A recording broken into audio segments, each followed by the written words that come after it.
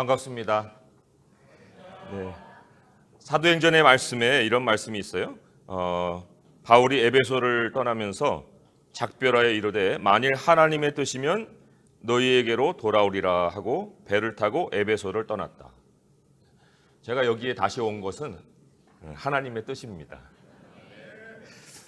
오늘 하나님께서 주시는 말씀을 잘 정리할 수 있도록 제가 개요를 나눠드렸는데요. 그 개요에 메모하시면서 오후에 워크숍할 때 그 개요를 가지고 답을 또 잘 찾아보시길 바랍니다. 또 토론에 도움이 될 수 있기를 바라고요. 워크숍 질문은 이따 점심시간 후에 나눠드릴 거고요.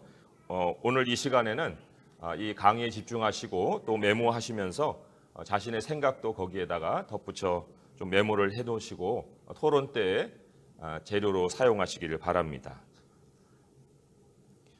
중간에 10분 정도 시간 휴식 시간을 가질 겁니다. 그래서 1강의 또 2강의 이렇게 나눠서 하겠습니다. 예수님이 십자가를 지시기 위해서 대중 앞에 나타나시고 또 예루살렘에 입성하기까지는 무리를 피해서 다니셨습니다. 세례 요한이 헤롯 왕가의 문제를 지적을 했습니다. 그런데 세례 요한과는 달리 예수님은 특정 권력을 향해서 선포를 하신 적이 없습니다. 붙잡히시기 이전까지 예수님이 만난 유대인의 최고 공직자는 예수님을 밤에 찾아온 니고데모예요. 그리고 이방인 중에 가장 최고 권력자, 권력자라고 할 수도 없는 위치지만 로마의 백부장이었습니다. 무리를 피하셨을 뿐만 아니라 정치 세력과는 매우 거리를 띄는 그런 사역을 하셨습니다. 왜 그러셨을까? 여기에는 예수님의 주권과 연결된 문제가 있었기 때문입니다. 그 당시 사회 이슈, 유대인 사회 이슈는 유대 나라를 이끌어줄 지도자의 출현이었습니다. 이거는 종교적인 주권, 그거를 회복해줄 지도자를 바란 것이 아니라 정치적인 주권을 회복해주고 또 민족의 순수성을 회복해줄 순수 유대 혈통의 정치 지도자를 원한 것입니다. 로마의 섭정을 받고 있던 이 분봉왕, 유대 분봉왕 헤롯, 그 집안에 대해서는 백성들이 굉장히 악감을 가지고 있습니다. 압정을 받고 있었습니다. 짓눌려 있었는데 헤롯은 또 에돔 출신의 외국인이기도 했어요. 그래서도 다윗 혈통의 왕의 출현이 이 사회에 굉장히 뜨거운 이슈였다는 것입니다. 성경이 예수님이 무리를 피해 다니신 이유를 이렇게 말하고 있습니다. 요한복음 6장 15절인데 예수께서 그들이 와서 자기를 억지로 붙들어 임금으로 삼으려는 줄 아시고 다시 혼자 산으로 떠나가시니라. 또 다른 곳에서는 이렇게도 얘기합니다. 요한복음 2장 24절 25절의 말씀이에요. 예수님은 그의 몸을 그들에게 의탁하지 아니하셨으니 이는 친히 모든 사람을 아시며 또 사람에 대하여 누구의 증언도 받으실 필요가 없었으니 이는 그가 친히 사람의 속에 있는 것을 아셨음이니라. 사람의 속을 아는 이 권능은 예수님만의 권능입니다. 그래서도 나다나엘에게는 이제 그 속에 간사함이 없다 그렇게 얘기했고 또 수가성에 만난 사마리아 여인에게는 너에게 남편이 있으되 그 5 남편이 있지만 지금 남편도 내 남편이 아니다 이렇게 예수님이 말씀을 하셨어요. 그런데 이 무리를 향해서 그들의 이 속에 무엇이 있다고 하셨는데 도대체 예수님이 보신 그 군중 속에 그 무엇은 무엇이었을까? 바로 그 사람들 속에 있었던 그 정치성, 정치적인 열망, 왕에 대한 이 굶주림, 이거를 예수님이 그들 속에서 보신 것입니다. 사실 하나님의 부르심을 이 무리의 열광을 통해서 내가 얻는다. 하나님의 이 부르심이 무리의 열광을 통해서 온다. 하나님의 부르심은 그렇게 오지 않습니다. 무리의 열광을 통해서 오지도 않고 또 그걸 통해서 확인되지도 않습니다. 만약에 어떤 사람이 인기도를 통해서 또는 인지도를 통해서 그러한 부르심을 얻었다 하게 되면 그것은 사명과 연결되기보다는 정치성으로 기울 위험성이 있습니다. 그렇다면 예수님이 이 진정으로 이 왕과는 거리가 먼 분이신가? 통치라는 면에서는 이 왕은 기본적으로 정치성을 가질 수밖에 없어요. 그걸 품어야 되는 자리입니다. 그런데 왜 예수님이 정치성을 외면하셨는가? 아예 이 왕이라는 이 직분 자체를 생각지 않고 이 땅에 오신 것일까? 이런 질문을 우리가 드릴 수밖에 없습니다. 그렇다면 예수님은 오로지 이 구원 사역에만 집중하신 것일까? 왕은 이제 앞으로 도래할 할 영원한 미래의 사역이고, 땅의 사역은 자기 백성을 대속하기 위해서 오신 희생의 사역이느냐, 그런 얘기예요. 예수님 자신의 입으로 내가 이것을 위해 왔다 라고 말씀하신 그 내용들이 있으면 그걸 우리가 좀 주목해 볼 필요가 있습니다.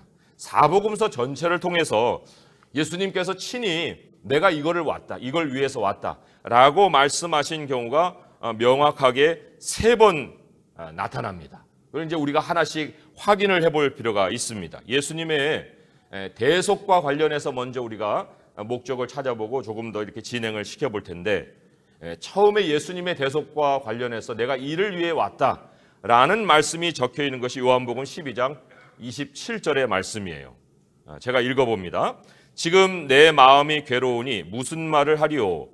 아버지여, 나를 구원하여 이때를 면하게 하여 주옵소서. 그러나 내가 이를 위하여 이때에 왔나이다. 예수님이 죽기 위해서 오셨다라는 그 목적을 밝히셨습니다. 그런데 이거는 대중적인 선포가 아니에요. 하나님께 드린 기도문입니다. 그리고 또 매우 사적인 고백이었기 때문에 나중에 성경을 기록할 때나야 알려진 내용이었다, 이렇게 볼 수 있어요. 자, 그러면 두 번째로 예수님이 목적을 밝히신 것이 어딘가? 마가복음 1장 38절인데 거기 이렇게 나옵니다. 모든 사람이 주를 찾나이다 이르시되 우리가 다른 가까운 마을들로 가자. 거기서도 전도하리니 내가 이를 위하여 왔노라 하시고. 이게 이제 최초로 공개적으로 예수님이 목적을 밝히신, 이 땅에 오신 목적을 밝히신 말씀이에요. 전도하기 위하여, 내가 이를 위하여 왔다. 복음 전도죠. 그런데 이게 복음 전도 자체를 목적을 하고 있다기보다는 전도의 내용, 그거 이제 예수님의 목적이라고 볼 수가 있어요. 이것도 사실 이 대중적인 선포이긴 하지만 제자들의 서클 안에서 전해주신 목적이에요. 우리가 다 알다시피 예수님의 전도 내용은 한마디로 천국이 가까웠느니라, 그거예요. 천국의 선포입니다. 하나님의 통치가 도래했다. 그게 이제 예수님이 오셔서 하신 전도의 첫 선포 내용이었는데, 이제 그 내용에 따라서 표시들이 뒤따릅니다. 귀신을 쫓아내고 병이 낫고 이제 죄 용서가 선포되는 예수님의 사역이 이어졌습니다. 그런데 여기에 문제를 제기할 것이 있습니다. 하나님의 통치가 임했는데 통치만 있고 통치자는 어디 계시느냐? 이삭이 그런 질문을 했어요. 불과 나무는 있거니와 번제할 어린 양은 어디 있나이까? 하늘의 하나님이 통치하신다? 하늘의 하나님? 뭐 그러시죠. 그러면 그렇다면 예수님이 오신 것이 무슨 특별한 이유가 있겠습니까? 하늘의 하나님이 통치하시면 구약에서도 통치하시고 지금도 통치하시는데 예수님이 구태여 오셔서 뭐 다른 통치를 얘기하실 것이 있었겠습니까? 예수님이 이 땅에 오셔서 천국이 임했고 그 결과 하나님의 통치가 시작된 것이면 그 통치는 하늘에 계신 하나님이 하시는 것이 아니라 하나님의 아들 예수님 때문에 시작된 거예요. 그렇다면 예수님이 이 전도를 위해서 왔다는 것은 천국만 선포하신 것이 아니라 통치자의 도래를 함께 전하시기 위함입니다. 그런데 왜 예수님은 자기가 왕이라고는 얘기를 않고 하나님 나라가 임했다고만 말씀을 하신 것일까? 사실 이런 문제를 제기하는 것 자체가 굉장히 어리석은 거예요. 이런 논리를 가지고 사실 문제를 제기하는 것이 바보스럽다 하는 거죠. 왜 그런가? 성경이 예수님이 무리를 피하신 이유를 이렇게 말씀을 하셨어요. 내가 임금되는 것을 원치 않는다. 그렇게 말씀을 처음부터 이렇게 말씀을 해오셨는데, 예수님이 입으로 왕이라고 말하지 않으셨지만 예수님은 처음부터 왕으로 자신의 모습을 드러내셨는데 우리가 알아보지 못한 것이기 때문입니다. 우리가 알아보지 못한 거예요. 예수님이 왕과 천국을 따로 다루시거나 따로 보이신 것이 아닙니다. 천국의 선포와 함께 자신이 왕이 되심을 같이 보여주셨는데, 그런데 우리가 예수님을 왕으로 인식을 하지 못한 것은 왕이라는 우리의 개념이, 그 개념이 예수님과는 전혀 다르게 한쪽으로 치우쳐 있기 때문에 그랬다는 거예요. 우리가 가지고 있는 왕의 개념, 또 세상의 왕의 개념, 국어사전에도 이렇게 나옵니다. 군주국가에서 나라를 다스리는 우두머리다. 실권을 행사하는 그러한 존재로서 왕을 우리는 알고 있습니다. 근데 이러한 개념이 잘못된 건 아니에요. 잘못된 건 아닌데, 예수님이 왕 되심에는 이러한 모습만이 전부가 아니었다. 예수님이 하신 말씀 한번 들어보세요. 마태복음 23장 12절의 말씀에 너희 중에 큰 자는 너희를 섬기는 자가 되어야 하리니 누구든지 자기를 높이는 자는 낮아지고 누구든지 자기를 낮추는 자는 높아지리라. 마태복음 23장 12절이에요. 이거는 단지 왕만을 얘기하는 것이 아니라 왕이 되는 원리를 얘기해 주는 겁니다. 우리에게 적용하자면 승진의 법칙 이런 거라고 얘기를 할 수가 있습니다. 우리가 이 처음부터 왕을 찾지만 처음부터 왕은 없다는 거예요. 예수님의 말씀에. 먼저 낮추어야 높아진다는 거예요. 아니, 그런데 예수님에게는 이게 적용이 됩니까? 이게 사람에게 적용되는 거 아니에요? 예수님은 처음부터 왕이신데 무슨 왕이 되는 과정이 필요합니까? 라고 반문할 수도 있겠죠. 그러나 예수님이 이 땅에 오신 것은 우리가 되어 우리보다 앞서 살기 위해서예요. 우리의 본이 되시고 우리의 미래를 보여주시기 위해서 예수님이 오셨습니다.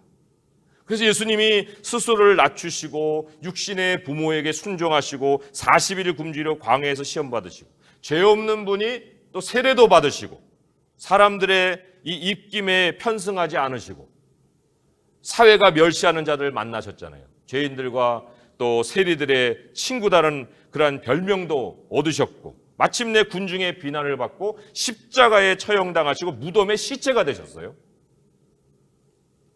왜 그러실 이유가 있었을까? 이유를 따지자면 단 하나밖에 없는 거예요. 그 하나의 이유, 예수님이 우리가 되기 위해서 오셨기 때문에. 내가 죽음까지 걸어가야 할 길을 그가 먼저 걸어가셨다. 그리고 그 다음에 예수님이 이 먼저 걸어가신 우리의 미래의 길이 있습니다. 그 미래의 길이 바로 부활이에요. 다시 살아나심. 근데 부활은 다시 살아나셨다.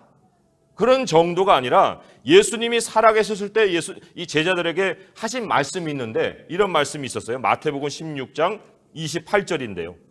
진실로 너희에게 이르노니 여기 서 있는 사람 중에 죽기 전에 인자가 그 왕권을 가지고 올 것을 볼 자도 있느니라. 예수님의 부활은 예수님이 왕의 권세를 받으신 사건입니다. 다시 살아나신 정도의 사건이 아니에요. 본래 왕의 권세가 없으셔서 그랬습니까? 그렇지가 않습니다. 예수님이 우리의 미래를 보여주신다 했잖아요. 우리의 미래를 먼저 보여주시는 예수님의 본의 삶이라고 했습니다. 예수님이 처음부터 베들레헴 구에 오셔서 가장 이 천한 자리에서부터 부활을 통해서 왕권을 부여받으신 것, 그게 예수님 자신을 위한 행보가 아니었다는 거예요. 우리의 미래를 예비하신 사역이었는데, 그렇다면 우리 그리스도인들의 미래의 영원한 모습, 영원한 사역이 뭡니까? 그게 바로 왕의 사역이에요. 왕의 사역. 계시록에 이렇게 영원한 사역을 기록하고 있지 않습니까? 계시록 22장 5절에 다시 밤이 없겠고 등불과 햇빛이 쓸데없으니 이는 주 하나님이 그들에게 빛이심이라. 그들이 세세토록 왕노릇하리로다. 왕노릇하리로다. 천군 천사들, 천천만만의 천사들, 새하늘과 새 땅이 우리가 오는 것을 기다리고 있습니다. 통치자를 기다리고 있는 거예요. 우리가 영원히 왕의 사역을 할 것인데 예수님이 이 땅에 오셔서 우리를 준비시키시는 일이 우리로 왕의 자격을 얻는 것 외에 뭐가 더 중요하시겠습니까?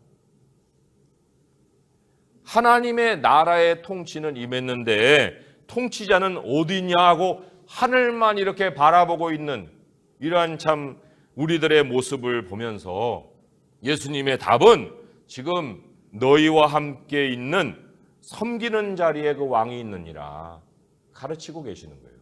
그게 예수님의 답이에요. 우리가 섬기는 자리에 있지 않으면 우리는 평생 왕이신 예수님을 볼 수가 없다. 내가 나의 뜻을 낮추지 않고 나의 모습을 낮추지 않는 것은 나의 미래가 뭔지도 모르는 것이다. 예수님이 왜 그렇게 사역하셨는지도 모르는 것이고 예수님과 상관없이 나의 영원한 미래와 상관없이 여기가 좋사오니 하고 이렇게 살고 있는 것밖에 아니다는 거예요. 예수님이 누가복음에서 하신 말씀은 이러한 모든 설명을 일목요연하게 우리에게 요약해 주고 있습니다. 누가복음 22장 27절에서 30절까지 말씀인데 두 번으로 끊어서 우리가 의미를 새겨볼 필요가 있어요. 누가복음 22장 27절에서 30절의 말씀이에요. 앉아서 먹는 자가 크냐 섬기는 자가 크냐. 앉아서 먹는 자가 아니냐. 그러나 나는 섬기는 자로 너희 중에 있노라. 너희는 나의 모든 시험 중에 항상 나와 함께 한 자들인즉. 이 말씀, 나의 모든 시험 중에 나와 함께 한 자들인즉 왕이 되는 과정을 거친 자들이라는 거예요. 낮은 자리에 있었던 자들. 그 결과가 어떻게 되느냐. 이어지는 말씀, 내 아버지께서 나라를 내게 맡기신 것 같이 나도 너희에게 맡겨 너희로 내 나라에 있어 내 상에서 먹고 마시며 또는 보좌에 앉아 이스라엘 12지파를 다스리게 하려 하노라. 왕의 이 사역, 영원한 사역의 이 모습이 낮아짐으로 준비됨을 통해서 찾아온다. 그게 누가복음 22장 27절 30절의 말씀의 메시지입니다. 예수님이 부활 후에 이 제자들을 만났습니다. 제자들을 앞에 놓고 올라가시기 전에 하늘과 땅의 모든 권세를 내게 주셨다. 이런 말씀하셨어요. 예수님의 왕권 소유를 선포하신 얘기죠. 그 권세가 내게 있다. 그리고는 이제 우리에게 지상에서 해야 할 일들을 명령하셨습니다. 근데 우리가 여기서 오해하지 말아야 될 것이 예수님의 권세가 이제 우리에게 주어졌구나. 이렇게 생각하기가 쉽습니다. 근데 거기에 예수님이 그 권세를 나에게 주셨으니 하셨지. 그래서 내가 이 권세를 너에게 또 준다라는 말씀이 있습니까? 그 말씀은 기록에는 없어요. 왕의 권세는 예수님께 주어진 것이고 우리가 그 명령을 수행할 수 있는 힘은 예수님이 세상 끝날까지 우리와 함께 하시겠다. 그 약속 안에 있는 것입니다. 누가복음이 예수님이 우리 왕이 되는 과정을 너희는 나의 모든 시험 중에 나와 함께한 자들인즉 이렇게 말씀했잖아요. 너희가 모든 시험 중에 나와 함께한 자들인즉. 그러니까 우리가 죽는 날까지 왕의 수업을 받는 자들이지 왕의 권세를 막 휘두르는 자들은 아니라는 거예요. 우리의 왕이신 예수님과 함께하는 그 자리, 그가 땅에서 섬기는 그 자리, 거기에 계셨던 것처럼 우리가 그 자리에 예수님과 함께 할 때에 그 자리가 예수 그리스도의 왕권을 가장 실감 있게 체험할 수 있는 자리고 또 우리가 그 예수님의 권세를 함께 누리고 또 실행할 수 있는 자리다. 그게 성경의 선포라는 것입니다. 이런 의미에서 예수님은 한 번도 지상 삶에서 우리를 위해서 왕이라는 사실을 잊어버리고 사신 적이 없어요. 우리가 왕이 되는 길을 예수님이 먼저 닦아주셔야 되잖아요. 먼저 닦기 위해서 예수님은 한시도 낮은 자리를 떠나신 적이 없다 하는 것입니다. 이런 의미에서 예수님이 세 번째로 내가 이것을 위해서 왔다라는 이 밝힌 내용을 보면 매우 놀라운 사실을 발견할 수가 있습니다. 사실 이 말씀은 예수님의 공생의 사역 중에 한 번도 공개적으로 꺼내본 적이 없는 말씀이에요. 그런데 빌라도 법정에서 예수님이 자신이 세상에 오신 목적이 바로 이것이었다라는 것을 확증해 주신 말씀이 하나 있습니다. 왜 빌라도 법정에서 그랬을까? 왜 빌라도 법정에서 처음으로 선포한 말씀이 있었을까? 그것도 예수님이 땅에 오신 목적을 왜 거기서 말씀을 하신 것일까? 빌라도 법정이라는 건 그냥 단순히 빌라도 법정이 아니에요. 로마를 대변한다고 볼 수가 있는데 그건 이 말씀이 단지 빌라도에게 선포한 것이 아니라 로마 전체 제국에게 선포한 것일 뿐만 아니라 이 온 세상을 향해서 예수님이 공개적으로 가장 폭이 넓게 선포한 말씀이었다. 그렇게 우리는 받을 수가 있습니다. 그러면 그 선포가 무엇이었는가? 굉장히 중요한 선포인데 요한복음 18장 33절에서 38절까지 말씀이에요. 이것도 이제 세 부분을 우리가 나눠서 봐야 될 텐데 먼저 이 33절부터 35절을 우리가 좀 같이 읽어볼 필요가 있습니다. 33절에서 35절의 말씀이에요. 함께 읽어봅니다. 시작. 이에 빌라도가 다시 관정에 들어가 예수를 불러 이르되 내가 유대인의 왕이냐? 예수께서 대답하시되 이는 내가 스스로 하는 말이냐? 다른 사람들이 나에 대하여 내게 한 말이냐? 빌라도가 대답하되 내가 유대인이냐? 네 나라 사람과 대제사장들이 너를 넘겼으니 내가 무엇을 하였느냐? 여기 이제 내가 유대인이냐?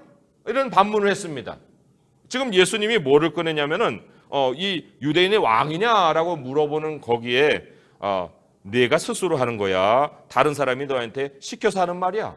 이런 얘기를 이제 듣고 내가 유대인이야? 이렇게 반발을 한 거거든요. 이렇게 반문을 한 거 보면은 유대인의 뜨거운 이슈가 이 왕의 출현이었다. 이거를 우리가 또 확인을 해볼 수 있어요. 유대 지도자들이 예수님이 유대인의 왕도 아니면서 왕인 것처럼 이렇게 행세를 하고 다니니까 빌라도에게 넘긴 거예요. 예수님의 십자가의 죄패에 뭐라고 붙여 있어서 유대인의 왕. 그것도 세 개의 나라의 언어로 써 있었잖아요. 그 왜 다른 많은 죄목도 놔두고 왕이라는 죄패를 걸었을까? 그게 사회의 가장 뜨거운 이슈였기 때문에 그런 거예요. 유대 지도자들이 예수님을 이 종교적인 이유로 고발한 게 아니라 정치적 이슈로 로마 법정에 세웠다는 거예요. 바로 왕이라는 이슈죠. 참 이게 아이러니합니다. 그들이 이거를 절대로 깨닫고 한 일이 아닙니다. 예수님이 왕이 아니라는 것을 그들이 너무나도 잘 알고 있었기 때문에 왕이라는 것을 가지고 이 법정에 세운 거예요. 그런데 이게 바로 예수님의 사역의 핵심을 간파한 것이다. 하나님의 주권입니다. 사람들이 모르고 하는 일 가운데서도 하나님의 뜻이 이루어지고 있는 거예요. 왕으로 오신 예수님의 그 사역, 이것이 빌라도 법정에서도 확인이 되고 있는 것입니다. 그 사역에 대해서 이제 이 빌라도가 물었잖아요. 내가 무엇을 하였느냐? 그렇게 이제 빌라도가 물었는데 거기에 대한 예수님의 답이 이제 36절에서 37절 첫 줄까지입니다. 같이 읽어볼게요. 시작. 예수께서 이르시되 내 나라는 이 세상에 속한 것이 아니니라. 만일 내 나라가 이 세상에 속한 것이었더라면 내 종들이 싸워 나로 유대인들에게 넘겨지지 않게 하였으리라. 이제 내 나라는 여기에 속한 것이 아니니라. 빌라도가 이르되 그러면 내가 왕이 아니냐. 여기까지입니다. 네, 이 빌라도는 굉장히 이성적인 사람이에요. 또 고도의 정치인이라고 할 수가 있습니다. 그 빌라도가 왜 그러면 내가 왕이 아니냐? 왜 이렇게 얘기를 했을까? 예수님이 내 나라는 이 세상에 속한 것이 아니다. 그렇게 말씀을 하셨지만 그래도 내 나라라고 하셨잖아요. 내 나라. 그러니까 통치가 있는 곳에 통치자가 없겠어요? 이 빌라도가 그 사실을 간파를 한 거예요. 그래? 나라? 그럼 너 왕이잖아. 참 이방의 사람도 이렇게 깨닫고 있거늘. 이런 의미에서 예수님은 한 번도 사실 본인이 그런 얘기를 안 했지만은 그 모든 것은 다 암시가 되어 있었는데 예수님이 천국을 선포하셨고 천국에 대한 비유를 그렇게 많이 얘기해 주셨건만 유대인들은 예수님을 그 천국의 왕으로 인식을 못했잖아요. 그런데 빌라도는 예수님이 내 나라 이런 얘기하니까 말하자마자 그럼 내가 왕 아니냐? 대번의 왕을 알아본 거예요. 그 다음에 진짜 매우 중요한 예수님의 진술이 소개되어 나옵니다. 37절 안 읽은 못해서 38절 첫 줄까지 읽어봅니다. 시작. 빌라도가 이르되 그러면 내가 왕이 아니냐? 예수께서 대답하시되 내 말과 같이 내가 왕이니라. 내가 이를 위하여 태어났으며 이를 위하여 세상에 왔나니 곧 진리에 대하여 증언하려 함이로다. 무릇 진리에 속한 자는 내 음성을 듣느니라 한데 빌라도가 이르되 진리가 무엇이냐 하더라. 여기 굉장히 중요한 예수님의 진술이 나옵니다. 내가 왕이니라. 내가 이를 위하여 태어났으며 이를 위하여 세상에 왔다. 내가 왕이라는 사실을 위해 태어났고 내가 왕이라는 사실을 위해 세상에 왔다. 그리고 이어지는 예수님의 말씀이 매우 중요한데 곧 진리에 대해 증언하려 함이로다. 여기 진리라는 말이요. 더가 붙어 있습니다. 헬라어에도 테알레테이아, the truth. 그 진리에 대해서 이렇게 이제 번역을 해야 정확한 번역이에요. 곧 그 진리에 대해 증언하려 함이로다. 내가 왕이라는 그 진술, 그게 바로 그 진리라는 거예요. 그라는 정관사가 바로 내가 왕이다라는 진술을 가리키는 거예요. 그런데 그것만은 아닙니다. 왜 더라는 말이 붙였느냐? 그것은 진리도 절대적인 진리다는 것을 강조하신 거예요. 절대적인 진리다. 세상에는 이 절대적인 진리가 있다는 것인데 그게 예수 그리스도가 왕이시다. 그 진리라는 겁니다. 예수님은 그 진리를 증언하려고 태어나셨고 그 진리를 세상에 전하기 위해서 오셨다.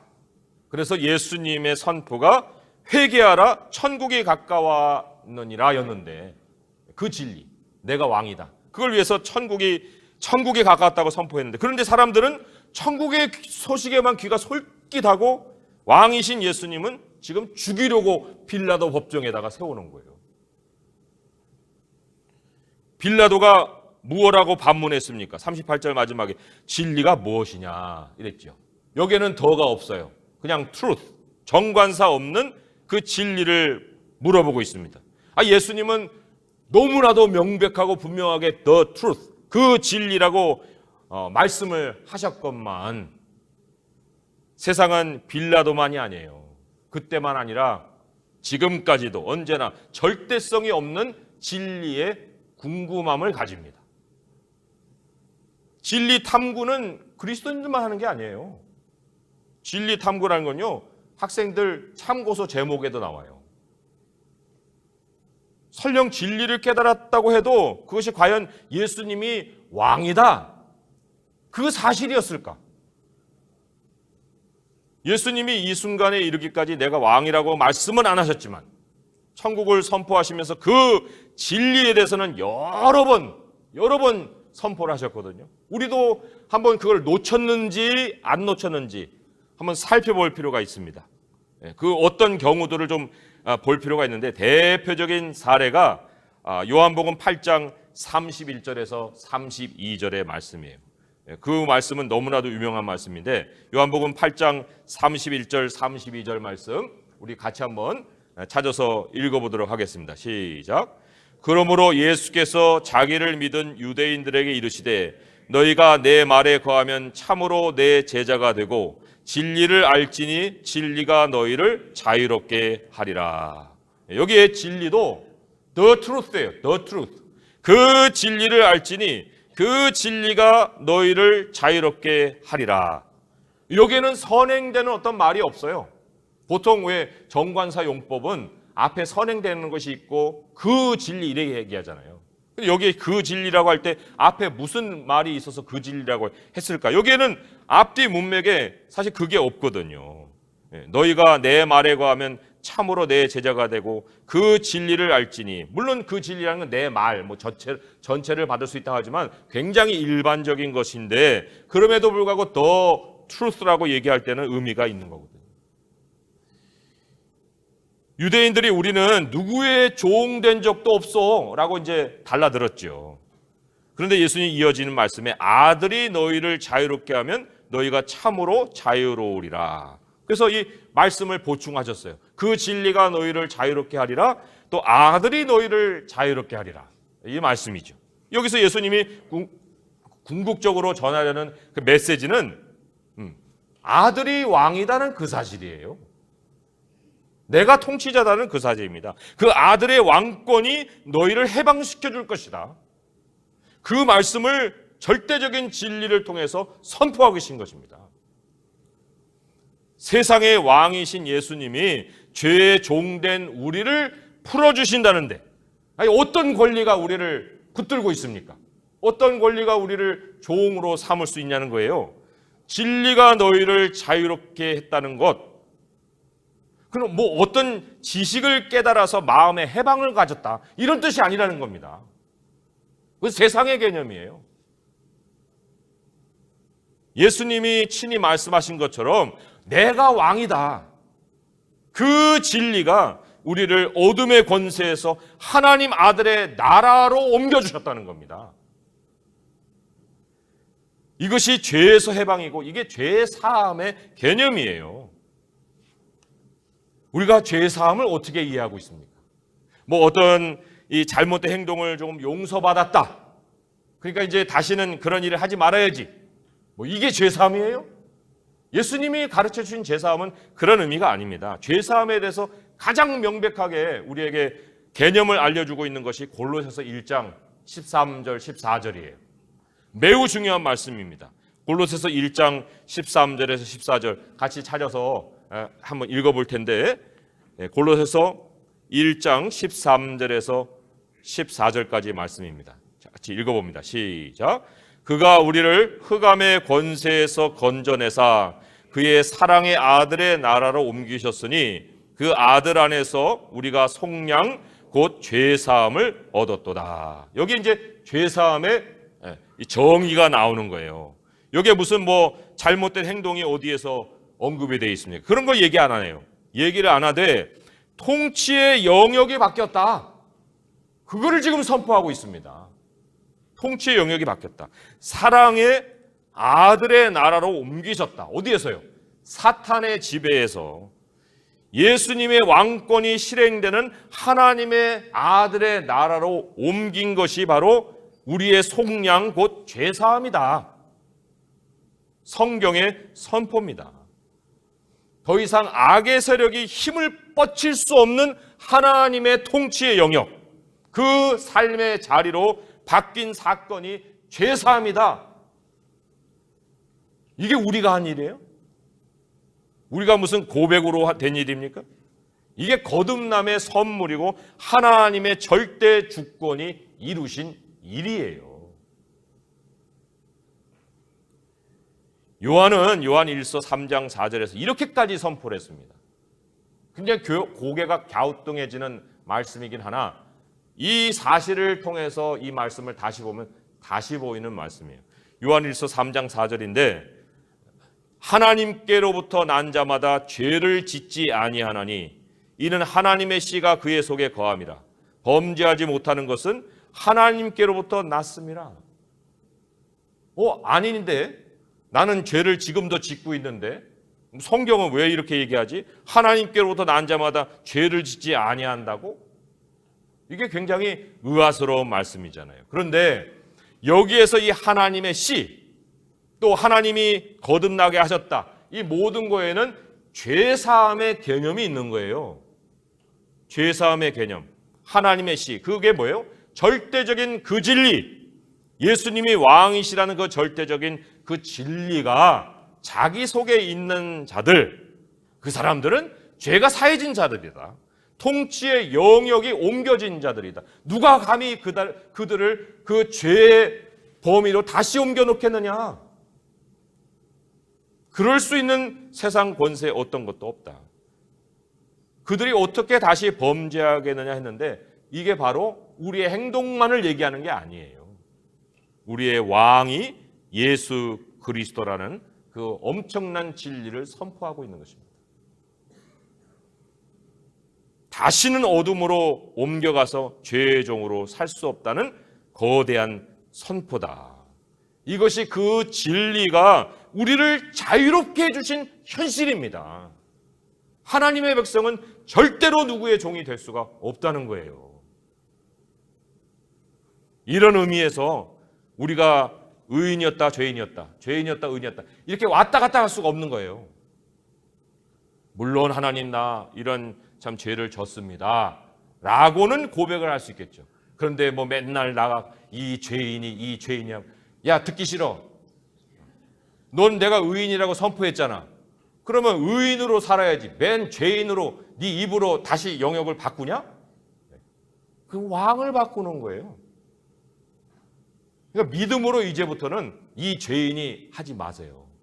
우리는 이 의인이에요. 그러나 우리가 뭐 우리의 행동을 의롭게 나타내고자 그런 고백을 하는 건 아니잖아요. 개념을 알고 고백하는 것과 개념도 모르고 고백하는 건 다른 건데 하나님 나를 의인 삼아 주셔서 감사합니다. 이런 기도가 우리 입에서 나와야 되잖아요. 왜 아버지의 마음을 이렇게 날마다 괴롭히십니까?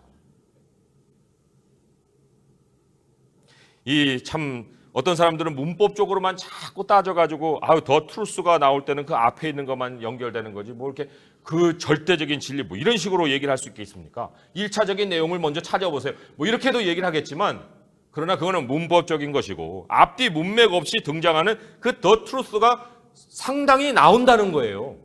요한복음 안에 하나님의 아들 예수 그리스도 자신을 일컬을 때 그 더 트루스라는 말이 나온다. 특별히 그가 왕이시다 하는 그 사실을 말씀하고 있다는 거죠. 그리고 예수님이 그거를 빌라도 법정에서 로마를 향해서 선포하셨다. 열방을 향해서. 지금 이 시대까지도 그 소리가 우리에게 들리고 있는 거예요. 이 독특하게도 이 사복음서에서 그 진리라는 말이 나오는 것은 요한복음밖에 없어요. 하지만 물론 그런 면에서 요한복음이 굉장히 예수님이 왕이시다라는 걸 소개하는 의도적으로 기록된 책이라고 볼 수가 있겠지만 근데 사실 따지고 보면은 요한복음만 예수님을 왕으로 이렇게 말씀하신 것은 아닙니다. 그거는 굉장히 관점을 좁혀서 사복음서를 보는 것이고 사복음서를 전체적으로 우리가 살펴보게 되면 그 모든 것이 다 예수님이 왕이다라는 것을 선포한다는 거예요. 마태복음에 우리가 계보가 나오니까 굉장히 지루하다 생각하겠죠. 마태복음에 계보를 왜 실었어? 성경 읽기를 망치라는 거야? 이렇게도 얘기하겠지만 마태복음의 족보가 얘기하는 것이 예수님이 왕이시다는 거예요. 다윗 왕을 중심으로 아브라함부터 다윗까지 14대, 다윗부터 바벨론으로 끌려갈까지 14대, 또 끌려간 후로부터 예수까지 14대다 하고 다윗 왕을 중심으로 14대 이렇게 얘기했잖아요. 근데 다윗이 그 히브리어로는 세자죠. 달렛, 바브, 달렛, D, V, D 이렇게 돼요.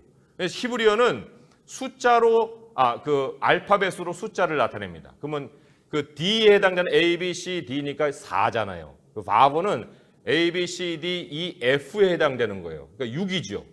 그다음에 D가 또 나오잖아요. 4잖아요. 그럼 4 더하기 6 더하기 4는 몇이에요?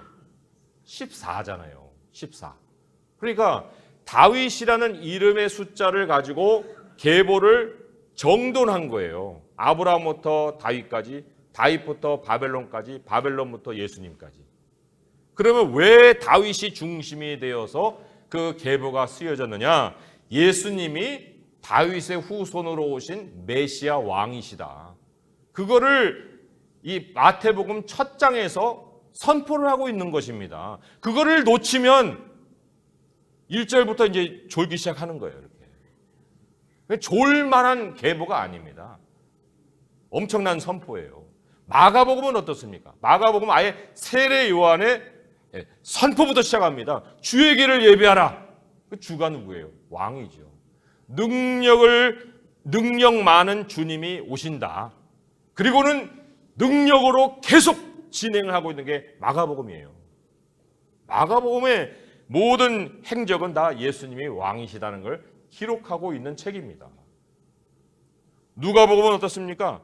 누가복음에는 천사가 나타나서 뭐라고 소개를 해요? 첫 장부터 영원히 야곱의 집을 왕으로 다스리실 분이시다.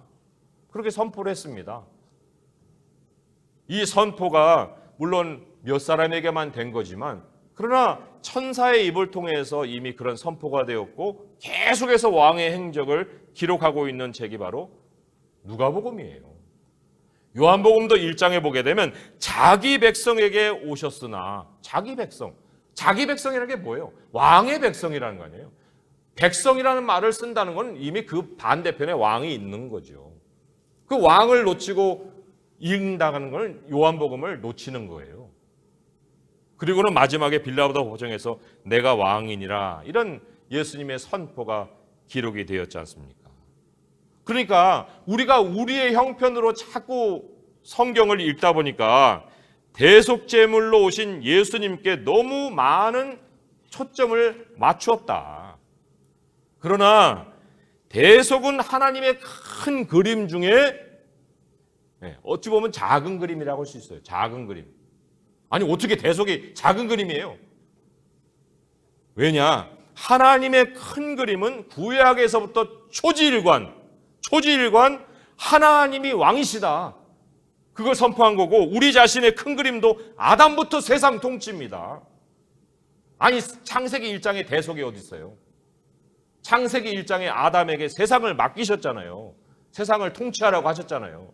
그 그림이 망쳐져서 다시 회복되는 긴 여정을 가고 있지만 그러나 처음부터 우리에게 주어진 예수 그리스도의 은혜는 우리가 왕이라는 거예요. 그 큰 그림을 놓치고 맨날 그 바닥에서 하나님을 만나서야 되겠습니까? 하나님이 결국은 그 방향으로 이끌어 가시기 때문에 우리도 먼저 그 큰 그림부터 밑그림을 깔아놓고 그리고 다른 의미들을 찾아가야 한다는 거예요.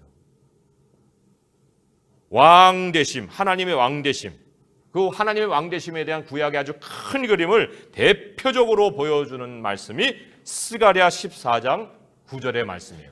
스가랴 14장은 예수님의 재림 때를 묘사하고 있는 아주 엄청나게 중요한 장입니다.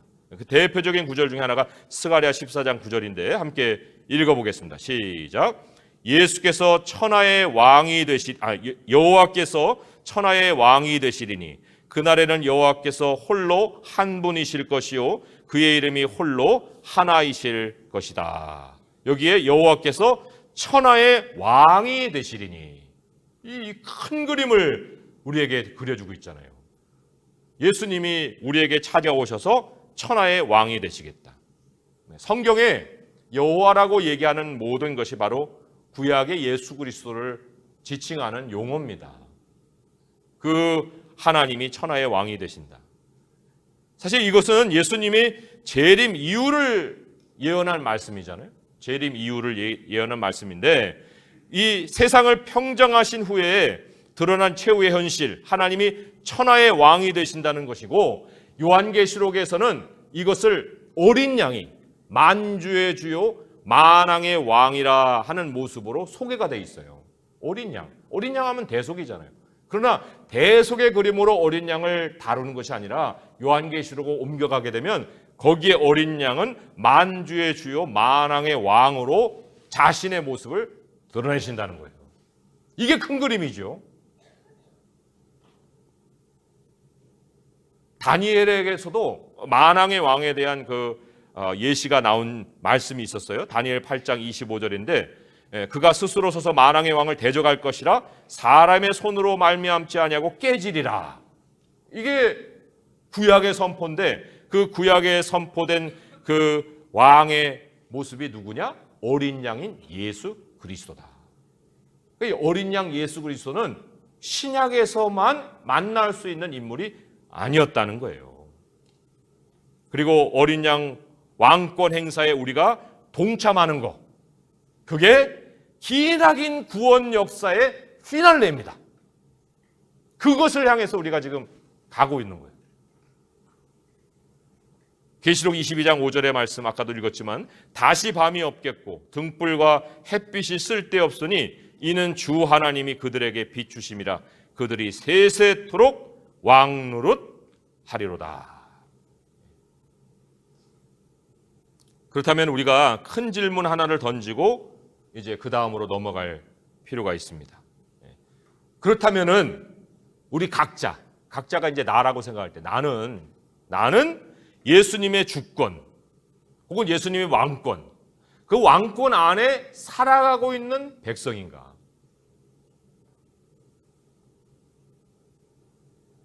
그 답을 돕기 위해서 우리 예수님이 말씀하신 구절 하나를 생각해 볼 필요가 있습니다. 요한복음 8장 28절의 말씀이에요. 요한복음 8장 28절의 말씀. 함께 읽어볼까요? 요한복음 8장 28절 시작. 예수께서 이르시되 너희가 인자를 든 후에 내가 그인 줄 알고 또 내가 스스로 아무것도 하지 아니하고 오직 아버지께서 가르치신 대로 이런 것을 말하는 줄도 알리라. 여기 인자를 든 후에라는 말이 나와요. 인자를 든 후에라는 것은 부활한 후에라는 얘기죠. 예수님의 부활이 예수님에 대한 인식의 변화를 가져옵니다. 너희가 인자를 든 후에 내가 그인 줄 알고, 그가 뭐예요? 그가 바로 왕이신 예수님이에요. 왕권을 가지고 오는 것을 볼 자도 있느니라 말씀을 하셨잖아요. 그 왕권을 가진 예수님을 알아보는 것이 언제냐? 인자를 든 후에 내가 그인 줄 알겠다. 예수님의 주권에 대한 인정 사실이 그 순간에 찾아온다. 그리고는 인자를 든 후에 그인 줄 알고, 그리고 부활의 현실을 알고 나면 예수님이 스스로 하는 것이 아무것도 없다는 것도 알게 될 것이다. 오직 아버지께서 가르치신 대로 이것을 말하는 줄 알리라. 그 우리는 예수님 부활을 만난 자들이잖아요. 그럼 예수님의 부활을 만난 자들이면 예수님이 그인 줄도 알아야 될 뿐만 아니라, 예수님이 왕이라는 것도 알 뿐만 아니라 예수님이 스스로 아무것도 행하지도 않으셨다는 것도 알아야 되잖아요. 그 절대적인 하나님의 주권 아래서 살아온 예수님의 모습을 부활의 백성으로 알고 있다면, 그러면 나는 예수님이 스스로 아무것도 행하지 않으셨다고 하는데 나는 어떠냐고요. 나는 스스로 아무것도 하지 않고 아버지께서 가르친 대로 하고 있습니까? 아닙니까? 예수님의 주권 아래서 산다는 게 도대체 어떤 모습이라는 거예요? 어떤 모습이냐? 그거는 사실 그게 하루아침에 되는 일이 아닙니다. 두 번째 강의는 첫 번째보다는 조금 양이 되기 때문에 이런 서론적인 질문을 먼저 던지고 우리 이 부분에 대해서 좀 다시 한번 말씀의 가르침을 받고 내가 정말 예수 그리스도의 주권 아래 살아가고 있는 백성인가 하는 것에 대한 확인과 함께 오늘 이 오전의 시간을 마무리하면서 정말 하나님 앞에 내가 왕의 백성입니다. 하나님, 나는 죄인이 아니라 의인이고요. 우리 주님 나라의 왕으로 등극하게 될 엄청난 소명을 받은 사람입니다. 하나님, 이러한 나의 위치를 알게 하시고 겸손한 자리에서 주님을 섬길 수 있도록 하옵소서. 이러한 우리들의 기도의 마음을 먼저 드릴 수 있기 바랍니다. 잠시 우리 한 목소리로 기도하겠습니다. 주님을 향해서 우리 마음의 고백을 드리기 원합니다. 하나님은 왕이십니다. 예수님은 나의 왕이십니다. 절대로 나는 다른 것에 굴복하지 않습니다. 하나님의 왕권 속에서 보호받으며 또 왕의 수업을 잘 받는 아버지의 백성이 되겠습니다. 한 목소리로 기도하겠습니다. 하나님 아버지 감사합니다. 우리를 통해서 하나님의 말씀을 전하게 하시고 우리 하나님의 그 절대적인 진리 안에 살게 하시니 감사합니다. 하나님, 죄사함이 그저 잘못된 행동 정도 아버지 용서받은 것이 아니라 우리의 통치의 영역이 바뀐 것이고 우리의 왕이신 주님을 우리의 머리로 삼은 것이온데 아버지여 다시는 세상에 머리 굴지 않게 하시고 아버지여 그들의 아버지 그 손에 우리가 놀아나지 않게 하시옵시고 우리 주님 섬기는 자리에서 영원히 우리를 섬기셨듯이 아버지여 우리도 그 낮은 자리에서 왕이 되는 수업을 정말 달게 받을 수 있도록 하여 주시옵시고 그 천국에서 받을 왕의 소명에 부끄러움이 없는 우리들의 모습으로 아버지 살아갈 수 있게 하여 주옵소서. 우리는 더 이상 죄인이 아니나 우리 하나님을 의롭게 하셨사오나 아버지여 그 의를 우리가 깨닫지 못하고 살아갈 때만 싸우나 아버지 하나님 이제 이후로는 우리 주님이시는 말씀에 의지하여서 그 진리에 의지하여서 예수 그리스도께서 법정에 선포하신 그 말씀이 우리가 세상을 향해서 선포하는 그 말씀이 되게 하셔서 예수 그리스도는 나의 왕이시고 그분의 백성이라는 것을 우리가 깨닫게 하시옵시고 아버지 이후에 진행되는 모든 말씀 속에서 우리의 깨달음을 다시금 새롭게 하여 주셔서 우리 주님의 백성으로 부끄러움 없는 그런 삶을 살아갈 수 있게 하여 주옵소서. 아버지여 우리를 깨우쳐 주시고 진리로 불러 주시옵시고 우리 아버지의 백성으로 서로를 돕게 하시옵시고 서로 뭉치게 하시옵시고 우리 아버지의 백성의 부르심을 향해서 함께 나갈 수 있는 모두가 될 수 있도록 하여 주시옵소서. 하나님 아버지 감사합니다. 우리를 위해서 낮은 자리로 찾아오신 하나님, 우리를 위해서 한 번도 그 자리를 떠나지 아니하신 하나님, 우리를 위해서 죽기까지 하신 하나님, 그리고 우리를 위해서 다시 살아내서 그 왕권을 취하신 하나님, 그 모든 것이 바로 우리의 삶이었고 우리의 미래였습니다. 우리 주님이 우리를 대신하여서 먼저 그 길을 가셨습니다. 아버지여 이것을 우리가 잊지 않게 하시고 예수 그리스도를 바라보며 살게 하시고 예수 그리스도의 그 삶 속에 우리의 미래가 있음을 고백하게 하소서. 아버지여 왕이 되게 하시는 주님의 그 훈련이 우리 삶 속에서 계속되고 있사오나 그것을 마다하지 않게 하시고 우리의 미래의 영광스러운 소명을 감당할 수 있기 위해서라도 아버지 앞에 순종함으로 나갈 수 있는 우리의 모든 모습이 되게 하시옵시고 이제 아버지 남은 그 시간에도 우리 주님의 말씀으로 더욱 깨달음을 주셔서 성령으로 주장하시는 이 시간이 되게 하여 주시옵소서. 예수님의 이름으로 감사하며 기도합니다. 아멘.